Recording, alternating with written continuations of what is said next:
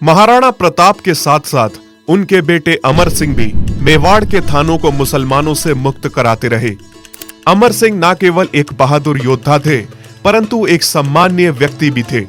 आज करम क्लिप्स के इस प्रकरण में हम जानेंगे कहानी महाराणा अमर सिंह की और कैसे उन्होंने अपने पिता महाराणा प्रताप द्वारा जलाई गई ज्वाला को कभी बुझने नहीं दिया।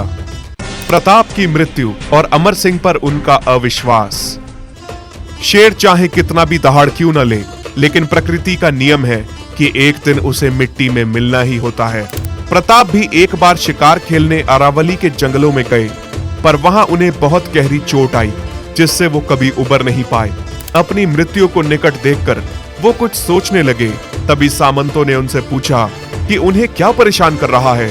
तभी प्रताप ने उन्हें एक किस्सा सुनाया और बताया कि उन्हें नहीं लगता कि उनका बेटा अमर इतना सब देखने के बाद ये सब झेल पाएगा जो उन्होंने झेला है। वो दुखी अपनी मृत्यु से नहीं, बल्कि अमर सिंह पर स्वयं के अविश्वास को लेकर थे। प्रताप नहीं चाहते थे कि मेवाड़ के लिए हो रहे मुगलों से युद्ध कभी भी रुके। ये सुनते ही अमर सिंह दौड़ते हुए अंदर आए और प्रताप के सामने शपथ ली कि जब तक सत्ता उनके हाथों में है, वो कभी भी मुगलों को समर्पण नहीं करेंगे। अमर सिंह के साथ खड़े सामंतों ने भी यही प्रतिज्ञा की, जिसके बाद प्रताप उस रात आराम से सो गए। राणा रासों में वर्णित है कि अगले दिन प्रताप अपने बिस्तर से उठे और गंगा जल का पान किया। अपने आसपास के सभी परिवारजनों और सामंतों को देखा और 57 साल की आयु में 19 जनवरी 1597 को प्रताप ने अपने प्राण त्याग दिए। 1568 के साका जौहर के बाद प्रताप ने प्रतिज्ञा की थी कि वो अब कभी बेड पर नहीं सोएंगे और अपनी आखिरी सांस तक उन्होंने इस प्रतिज्ञा को निभाते हुए अपने प्राण भूमि पर ही त्यागे। अमर सिंह का विजय रथ। प्रताप की मृत्यु के बाद अकबर मानो मेवाड़ को भूल चुका था। उसके अपने ही मुगल साम्राज्य में कई जगहों पर बगावत और विद्रोह हो रहे थे, जैसे कि बलूचिस्तान, पंजाब, अफगानिस्तान और गुजरात। जब अकबर को मेवाड़ और अमर सिंह की याद आई तो उसने सलीम को 15 सितंबर 1599 को अजमेर का सूबेदार नियुक्त किया और उसे अमर सिंह को मारने और बंदी बनाने का आदेश दिया। पर सलीम कहां लड़ाई और वीरता में विश्वास रखता था, वो शराबी था। अकबर भी ये बात जानता था, इसलिए उसने राजा मान सिंह को सलीम के साथ अमर सिंह को पकड़ने के लिए नियुक्त किया। दूसरी ओर महाराणा अमर सिंह ने ऊंटाला, मोही, कोशीस्थल, बागार, मंडल और मडारिया के थानों को वापस जीत लिया था। हरावल और चांडावल दस्ते के लिए प्रतियोगिता। यहाँ आपको राजपूतों के बीच में आपसी प्रतियोगिता के बारे में भी पता होना चाहिए। दोस्तों, जैसा कि आपको बताया कि हल्दी घाटी के युद्ध में 2 दस्तों से महाराणा प्रताप ने हमला किया था, जो कि था हरावल दस्ता और चांडावल दस्ता। अब क्योंकि हरावल दस्ता सबसे पहले युद्ध में उतरता था और चंडावल दस्ता उसके पीछे रहता था, इसीलिए हरावल दस्ते के लिए नियुक्त किए गए सिपाही स्वयं को श्रेष्ठ समझते थे उनसे, जिन सिपाहियों को चांडावल दस्ता दिया जाता था। तो युद्ध नियमों के हिसाब से तो चूणावत राजपूत हरावल दस्ते में रहते थे और शक्तावत राजपूत चांडावल दस्ते में रहकर लड़ते थे। तो इसी बात पर एक दिन दोनों गुटों के सेनापति बल्लू शाक्तावत और रावल जैत सिंह चूनावत में कहा सुनी हुई कि सिर्फ चूनावत ही हरावल दस्ते में क्यों रहेंगे। जब बात आगे बढ़ गई तो अमर सिंह को बीच में आना पड़ा और अमर सिंह ने बोला कि ऊंटाला के थाने पे दोनों में से जो पहले कब्जा करेगा, अगली बार से हरावल दस्ता उसी को मिलेगा। दोस्तों, क्या कभी आप सोच सकते हैं कि मौत के मुंह में पहले कौन जाएगा, इसकी भी प्रतियोगिता हो सकती है। पर हिंदू समाज कभी भी युद्ध से पीछे नहीं हटा और ऐसा ही हुआ। ऊंटाला के गेटों पर दोनों शाक्तावतों और चूणावतों ने साथ में हमला किया। ऊपर से मुगल तीर और गोलियां चला रहे थे, पर जो रुक जाए वो हिंदू शेर कैसा। गेट पर नुकीले कांटे लगे थे, जिसके चलते बल्लू शाक्तावत ने गेट को तोड़ने के लिए स्वयं को उन नुकीले कांटों के सामने लगा दिया और हाथी के महावत को कहा कि महावत, हाथी आगे बढ़ा, नहीं तो मैं तुझे ही जान से मार दूंगा। महावत ने हाथी आगे बढ़ाया और सारे नुकीले कांटे बल्लू के शरीर में धंस गए, पर फिर भी गेट खोल दिया गया।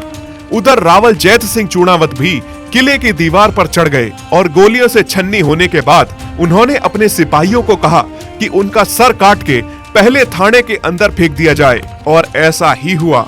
युद्ध के परिणाम स्वरूप मुगल तो हारे ही, पर क्योंकि पहले जैत सिंह का सर किले के अंदर गिरा हुआ था तो हरावल दस्ते की लड़ाई चूणावत ही जीते। ऐसे करते करते अमर सिंह ने 30 थानों को मुसलमानों से मुक्त करा लिया, पर एक भारी सेनापतियों की बलि देकर। अमर सिंह जीत तो रहे थे, पर कहीं न कहीं उनके पास भी अब शूरवीरों की कमी पड़ने लगी थी। एक एक परिवार से 4-4 पीढ़ियां उन थानों को वापस लेने में खप गई थीं। पर इसी बीच एक चमत्कार हुआ। प्रताप के मोक्ष के 7 साल बाद अकबर के खाने में अचानक से किसी ने जहर मिला दिया और वो मारा गया। ऐसा माना जाता है कि वो जहर किसी और ने नहीं बल्कि राजा मान सिंह ने ही मिलाया था। दोस्तों, आप मान सिंह जी को जितना भी गद्दार कह लीजिए, शायद उनकी भी कुछ मजबूरियां रही होंगी, पर मान सिंह ने कभी भी अपने कार्यकाल में एक भी मंदिर टूटने नहीं दिया। उन्होंने काशी और मथुरा के कई मंदिरों को वापस मुगलों के पैसे से ही बनवाया और अकबर को जहर देकर मारने का काम भी उन्होंने ही किया था। मेवाड़ के घटते संसाधन। अकबर के जाने के बाद उसका बेटा सलीम यानी जहांगीर 1605 में मुगल सत्ता संभालता है। जहांगीर भी कई युद्ध महाराणा अमर सिंह के साथ लड़ता है, पर उसे एक में भी सफलता नहीं मिलती।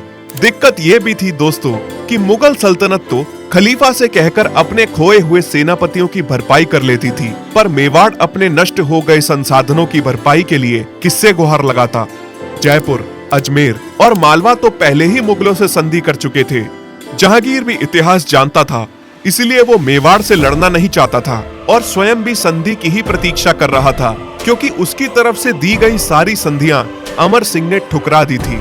अमर सिंह अपने पिता महाराणा प्रताप को दिए गए वचन से बंधे हुए थे, पर शायद मेवाड़ के बाकी सामंत इस बात को अच्छे से देख और समझ पा रहे थे कि इतने कम संसाधनों से लड़ाई नहीं की जा सकती।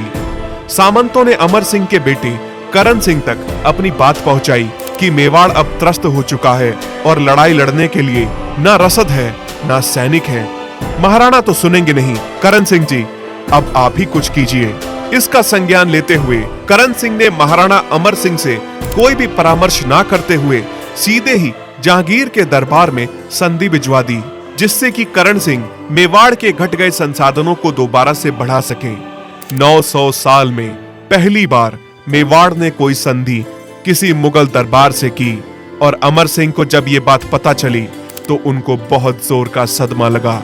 उसके बाद से अमर सिंह फिर पहले जैसे नहीं रह सके। उन्हें दुख इस बात का था कि उनके राज में मुगलों से संधि की गई है, वो भी उन्हें बिना बताए। पर जब सभी सामंतों और जनता का मत यही था तो वो कर भी क्या सकते थे। उसके बाद उन्होंने करण सिंह का राज तिलक किया और बिना कहे फतेह सागर की ओर चल पड़े। 40 साल तक मुगलों के खिलाफ 17 युद्ध जीतने के बाद महाराणा अमर सिंह की मृत्यु 30 अक्टूबर 1620 को हुई और अंत हुआ मेवाड़ के एक और यशस्वी महाराणा का। पर चिंता की बात नहीं है दोस्तों, करण सिंह की संधि का मेवाड़ को बहुत फायदा हुआ, जिसके चलते महाराणा राज सिंह ने मेवाड़ को एक बार फिर से मुगलों से हासिल किया और यही नहीं, उनकी पूरी मुगल सल्तनत का भी अंत राज सिंह जी के राज में ही हुआ। अगर आप यहां तक इस सीरीज के साथ चलते आए हैं तो कृपया करम क्लिप्स को सब्सक्राइब अवश्य करें। जय श्री राम।